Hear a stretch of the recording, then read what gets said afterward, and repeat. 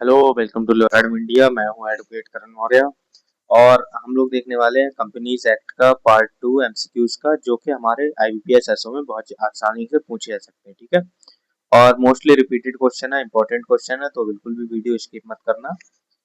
चलो शुरू करते हैं अपनी video. Under section 62 of the companies act, where a company decides to increase its subscribed capital by issuing further shares, such shares must be offered to। Company अधिनियम की धारा 62 के अंतर्गत जब कोई कंपनी और शेयर जारी कर अपनी अविधत पूंजी बढ़ाने का निर्णय ले, तो ऐसे शेयर पहले किसे प्रस्तावित किए जाने चाहिए? एग्जिस्टिंग शेयर होल्डर्स को, या ओनली गवर्नमेंट ऑफिशियल्स को, या कंपनी कॉम्पिटिटर्स को, या फिर फॉरेन इन्वेस्टर्स को? 5 सेकंड से आपके पास आंसर दीजिए। ओके, तो देखते हैं अपना आंसर क्या है। बिल्कुल, हम जो एग्जिस्टिंग शेयर होल्डर्स हैं उनको ही देंगे, क्योंकि आपने देखा भी होगा जब भी कोई कंपनी नया शेयर इशू करती है तो इन्हीं लोगों को पहले भागीदार को देती है प्रायोरिटी, जो लोग पहले खरीद चुके हैं शेयर्स को। Next question, under section 68 of the companies Act, a company may subject to conditions purchase its own shares subject out of its free reserves, securities, premium account or the proceeds of a fresh issue. This is known as a company अधिनियम की धारा 68 के अंतर्गत company शर्तों के अधीन अपने मुफ्त रिजर्व, प्रतिभूति, प्रीमियम खाते या नए निर्गम की आय से अपने ही शेयर खरीद सकती है। इसे क्या कहते हैं? Buyback share, share gift, hostile takeover, या फिर an initial public offering. IPO तो होगा नहीं, क्योंकि आईपीओ वो होता है जब भी कोई कंपनी होती है, लिस्ट होती है स्टॉक मार्केट पे पहली बार।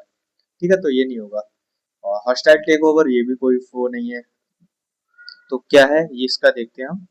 बायबैक शेयर, ठीक है, जब कंपनी अपने ही शेयर खुद से खरीद लेती है उसे बायबैक शेयर कहते हैं।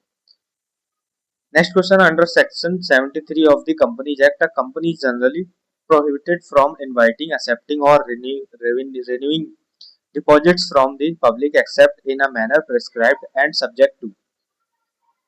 कंपनी अधिनियम की धारा 73 के अंतर्गत कंपनी को सामान्यतः जनता से जमा आमंत्रित करने, स्वीकार करने या नवीनीकृत करने से रोका गया है, सिवाय निर्धारित तरीके से और किसके अधीन? तो ओनली द सीईओ's पर्सनल प्रेफरेंस या conditions specified in the act, या नो कंडीशंस एट ऑल, या फिर रैंडम कॉइन टॉस। आंसर दीजिए 5 सेकंड्स में। ओके, तो आंसर देखते हैं हम इसका क्या है। बिल्कुल, इसका आंसर है कंडीशन जो एक्ट में दी गई है उसके हिसाब से। ठीक है, नेक्स्ट क्वेश्चन हमारा under section 77 of the companies Act, a company creating a charge on its property और assets must register particulars of the charge with the registrar within. कंपनी अधिनियम की धारा 22 के अंतर्गत अपनी संपत्ति या आस्तियों पर प्रभाव बनाने वाली कंपनी को रजिस्ट्रार के पास प्रभार का विवरण कितने समय के भीतर पंजीकृत कराना चाहिए? 1 hour, there is no such requirement, या 30 डेज, या फिर 20 डेज। 5 सेकंड से आपके पास आंसर दीजिए। और इम्पोर्टेंट क्वेश्चन है तो इसको स्टार मार्क कर लीजिएगा। ठीक है, आपके एग्जाम में ही आ सकता है।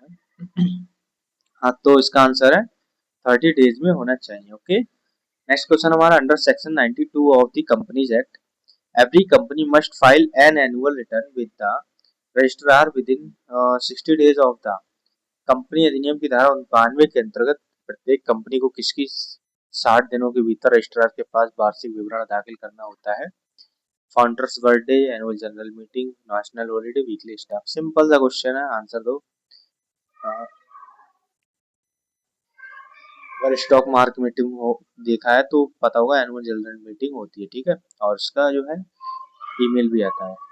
नेक्स्ट क्वेश्चन हमारा under section 123 of the companies Act, dividend can be declared and paid out only out of the profits of the company and और नॉट आउट ऑफ दिस। कंपनी अधिनियम की धारा 123 के अंतर्गत लाभांश केवल कंपनी के लाभ में से ही घोषित और भुगतान किया जा सकता है, ना कि किसमें से? Capital, advertising budget, sales revenue, या फिर एम्प्लॉय बजट, बिजनेस। आंसर दीजिए 5 सेकंड में। तो इसका आंसर है हमारा कैपिटल। ठीक है, कैपिटल से नहीं देंगे। Next question under section 124 of the companies act, any amount lying in the unpaid dividend account of a company which remains unclaimed for a period of 7 years is required to be transferred to the company अधिनियम की धारा 124 के अंतर्गत company के तहत लाभांश खाते में पड़ी कोई भी राशि जो 7 वर्ष तक अदा बाकिरत रहती है उसे कहाँ स्थानांतरित करना आवश्यक है? Foreign government treasury, random charity chosen by lottery, CEO's personal account या फिर investor education and protection fund. तो ये तुमने देखा होगा 5 सेकंड में आपके पास। ओके, तो आंसर बिल्कुल सिंपल सा क्वेश्चन है। और एक चीज और, ये पीपीटी आपको मिल जाएगी टेलीग्राम पे, ज्वाइन हो जाओ। और दूसरी चीज, नोट्स चाहिए, पूरा सेट बना रखा है बल्कि मैंने बंडल पूरा, जिसमें नोट्स होंगे आईबीपीएस एसओ के लिए, और मॉक टेस्ट होंगे सारे के सारे सब्जेक्ट्स के, ठीक है, और नोट्स भी सारे के सारे सब्जेक्ट्स के होंगे रिवीजन के लिए। बहुत स्पेशल पीडीएफ है, बहुत अच्छी है, कई सारे लोग खरीद चुके हैं, बाकी आपकी मर्जी है, कोई दिक्कत नहीं, यूट्यूब से देख सकते हो। कैसे मिलेगी? ये इस वाले नंबर पर आप कांटेक्ट कर लो, ठीक है, तो आपको सारी चीजें मिल जाएंगी। चलो नेक्स्ट क्वेश्चन देखते हैं। Under Section 134 of the Companies Act, the board's power attached to the financial statements must include, among other things, a director's responsibility statement and details of। Company अधिनियम की धारा 134 के अंतर्गत वित्तीय विवरणों के साथ संलग्न बोर्ड की रिपोर्ट में अन्य बातों के साथ निदेशकों का उत्तरदायित्व कथन और किसका विवरण शामिल होना चाहिए? The state of the company's affairs, the CEO's personal diary entries, whether preceding predictions for the coming years या फिर random gossip about employees। 5 second से आंसर दीजिए। ओके, तो देखते हैं आंसर इसका। बिल्कुल the state of the companies affairs ये लिखा होगा। नेक्स्ट क्वेश्चन हमारा, under section 185 of the Companies Act, a company is generally restricted and advancing any loan, including a loan represented by a book debt, to any of its। Company अधिनियम की धारा 150 के अंतर्गत company को सामान्य अपने किसे कोई ऋण देने से रोका गया है जिसमें बही द्वारा दर्शाया गया ऋण भी शामिल है। Ordinary customers, general public buying shares, employees drawing a normal salary या फिर directors persons in home directors and interested. तो आंसर दीजिए इसका 5 सेकंड्स में। ओके, तो आंसर है इसका द डायरेक्टर या फिर उसके इंटरेस्टेड लोग हैं उनके लिए, ठीक है। Next question, under section 186 of the Companies Act, a company is subject to restrictions and limits on the loans it can give, guarantees it can provide, and investment it can make, generally requiring approval by way of। Company अधिनियम की धारा 186 के अंतर्गत company अपने द्वारा दिए जा सकने वाले ऋण, दी जाने सकने वाली गारंटी और किए जाने वाले निवेश पर प्रतिबंधों और सीमाओं के अधीन है, जिसके लिए सामान्यतः किसके माध्यम से अनुमोदन आवश्यक है? No approval whatsoever in any case, या only a verbal go ahead from any employee, या approval by a foreign government, या फिर board resolution and in some cases a special regulation। 5 second से आंसर दीजिए।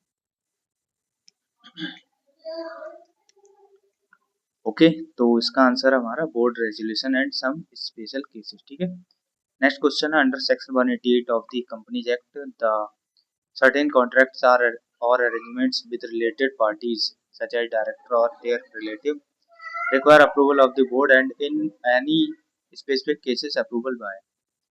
कंपनी अधिनियम की धारा 188 के अंतर्गत रिलेटेड पार्टीज पक्षों जैसे निदेशक या उनके रिश्तेदार की कुछ संविदाओं या व्यवस्थाओं के लिए बोर्ड का अनुमोदन आवश्यक है, और निर्दिष्ट मामलों में किसका अनुमोदन होना चाहिए? फॉरेन कंसुलेट का, resolution of the shareholder company, या रैंडम नेबर, या फिर no approval. Simple question, answer दीजिए, बट एग्जाम में ये क्वेश्चन घुमाकर पूछ सकते हैं वो लोग, तो ये बात थोड़ी याद रखना, ठीक है। ओके, तो आंसर हमारा ये resolution of the share holder group company, ठीक है। नेक्स्ट क्वेश्चन हमारा, under section 197 of the Companies Act, the total managerial remuneration payable by a company to its directors, including manager and the whole-time director and its managers in respect of any financial year, generally shall not exceed what percentage of net profits? तो 99%, there is no limit, या फिर 0% या 11%। 5 seconds का answer दीजिए। Okay, तो I hope सबको answer पता होगा। इसका आंसर है 11% होगा। ठीक है, नेक्स्ट क्वेश्चन हमारा, under section 203 of the companies Act, certain classes of companies are required to appoint whole time key managerial personnel including a managing director, CEO, manager, a company secretary and a. कंपनी अधिनियम की धारा 203 के अंतर्गत कुछ श्रेणी की कंपनियों को पूर्णकालिक प्रमुख प्रबंधकीय कार्मिक नियुक्त करना आवश्यक है, जिनमें प्रबंधक, निर्देशक, सीईओ, प्रबंधक, कंपनी सचिव और कौन शामिल है? Chief chef, chief gardener, chief entertainment officer या फिर CFO, chief financial officer. Simple सा क्वेश्चन है, सीएफओ होते हैं। ओके, नेक्स्ट क्वेश्चन हमारा, under section 232 of the companies act, schemes of compromise arrangement or amalgamation between a company and its creditors or members require the approval of the। Company अधिनियम की धारा 230-32 के अंतर्गत company और उसके लेनदारों या सदस्यों के बीच समझौता व्यवस्था या समावेलन की योजना के लिए किसका अनुमोदन आवश्यक है? Local municipal corporation, national company law tribunal, random share holder या फिर इलेक्शन कमीशन ओनली। 5 सेकंड से आंसर कीजिए।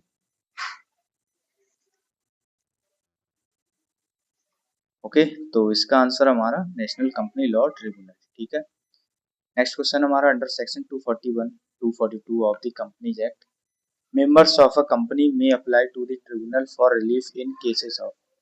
कंपनी अधिनियम की धारा 241-42 के अंतर्गत कंपनी के सदस्य किन मामलों में राहत हेतु अधिकरण में आवेदन कर सकते हैं? Traffic violence, school admission, weather related dispute या फिर operation and mismanagement. Simple question है, आंसर दीजिए, बट एग्जाम में डायरेक्टली आ सकता है और ये जो ऑप्शन दिए गए ये बदल भी सकते हैं। ठीक है, बट हमें सही आंसर पता होना चाहिए, इसलिए अपने पास में इसका स्क्रीनशॉट ले लीजिएगा। ठीक है, ऑपरेशन एंड मिसमैनेजमेंट, वैसे पीपीटी दे दूंगा तो उसकी जरूरत नहीं पड़ेगी स्क्रीनशॉट की। नेक्स्ट क्वेश्चन है, under section 248 of the companies act, the registrar has the power to remove the name of the company from the register of companies known as striking off where among other grounds the company has failed to commence business within। मतलब registrar जो है company का नाम हटा देगा अपनी diary से अगर कंपनी काम नहीं कर सकती। कितने दिन तक काम नहीं करती? 1 year of incorporation, there is no such ground, या 100 year या फिर 1 hour ऑफ इनकॉर्पोरेशन। 5 सेकंड से आंसर दीजिए।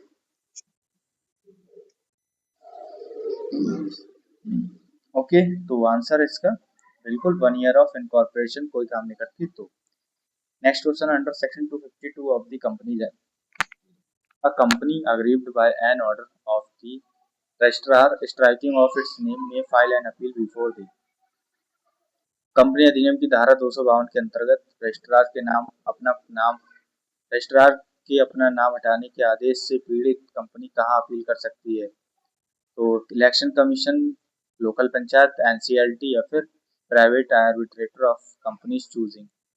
आंसर दीजिए 5 सेकंड्स में, और इसमें कोई कंफ्यूजन नहीं होना चाहिए मुझे लगता है, क्योंकि ये तो आपको पता ही होना चाहिए। ओके, तो ये है एनसीएलटी में अपील करी जाती है। नेक्स्ट क्वेश्चन है, under section 271 of the companies Act, a company may be bound up by the tribunal on grounds including its inability to pay its debts और where the tribunal is of the opinion that it is. कंपनी अधिनियम की धारा 271 के अंतर्गत company को अधिकरण द्वारा किन आधारों पर समाप्त किया जा सकता है?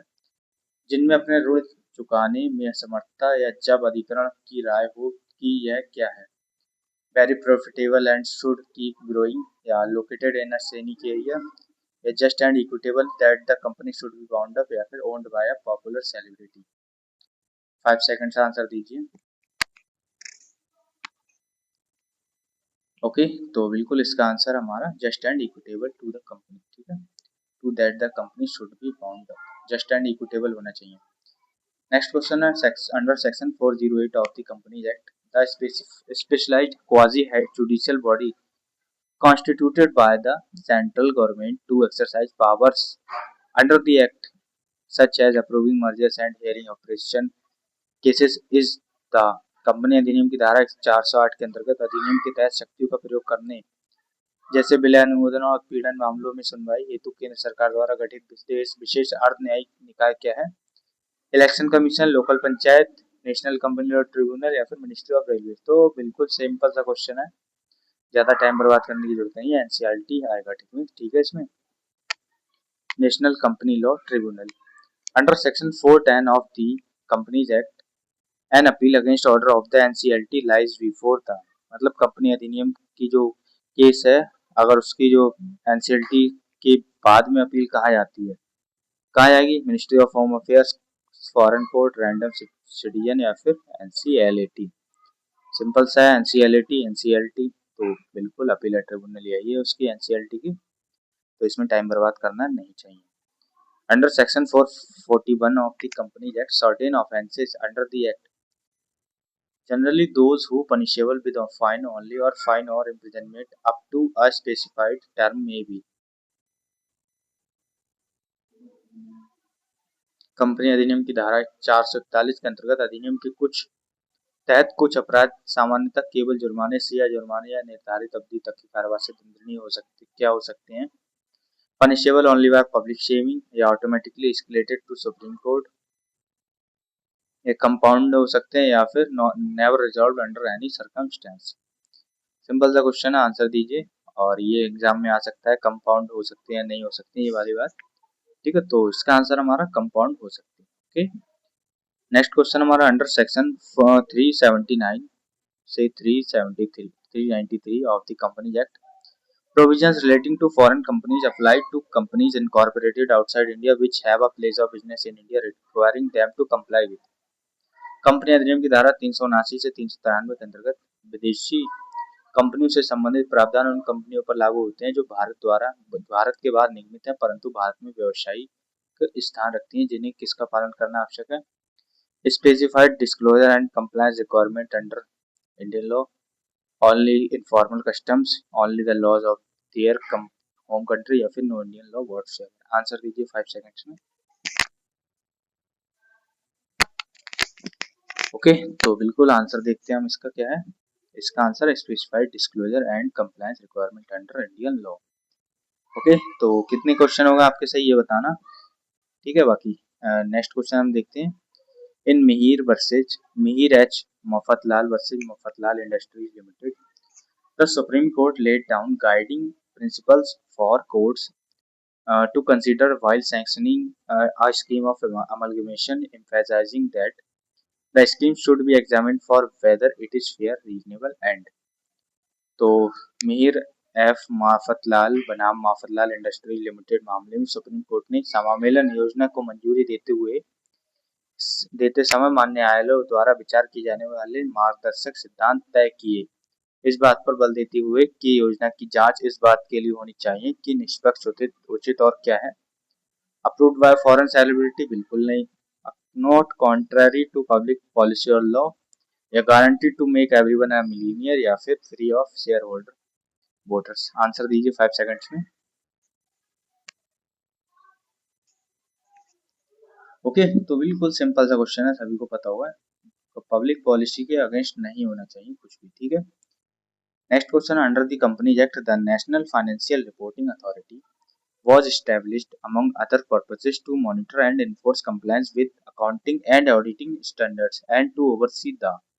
कंपनी अधिनियम के अंतर्गत राष्ट्रीय वित्तीय रिपोर्टिंग प्राधिकरण की स्थापना अन्य उद्देश्यों के साथ लेखांकन और लेखा परीक्षा मानकों के अनुपालन की निगरानी और परिवर्तन हेतु की गई, और किसकी निगरानी हेतु, स्कूल करिकुलम डिजाइन या फिर quality of service of auditing profession, या एयरलाइन टिकट प्राइसिंग, या फिर नेशनल हाईवे कंस्ट्रक्शन। सिंपल सा क्वेश्चन है, आंसर दो, और ये एग्जाम में आ सकता है। ठीक है, एनएफआरए वाला, तो स्टूडेंट्स इस वाली बात को याद रखना। ठीक है, और इसका आंसर है quality of service of the auditing profession. Last question हमारा, in Tata Consultancy Services Limited versus Cyrus Investment Limited, the Supreme Court examined allegations of operation and mismanagement arising from the removal of a chairman from a company's board, ultimately holding that the removal did not amount to operation and clarifying the scope of judicial interference in matter of Tata Consultancy Services limited बनाम Cyrus investment private limited मामले में supreme court ने एक company के board के अध्यक्ष को पद से हटाए जाने से उत्पन्न उत्पीड़न और कुप्रबंधन के आरोपों की जांच की अंततः यह माना कि हटाना उत्पीड़न के बराबर नहीं था और किस मामले में न्यायिक हस्तक्षेप को के दायरे को स्पष्ट किया। Corporate governance and internal management of companies, या फिर एग्रीकल्चरल लैंड टेनेंसी, या इंटरनेशनल क्रिकेट मैच रूल्स, या फिर municipal water supply disputes. Answer दीजिए 5 सेकंड्स में।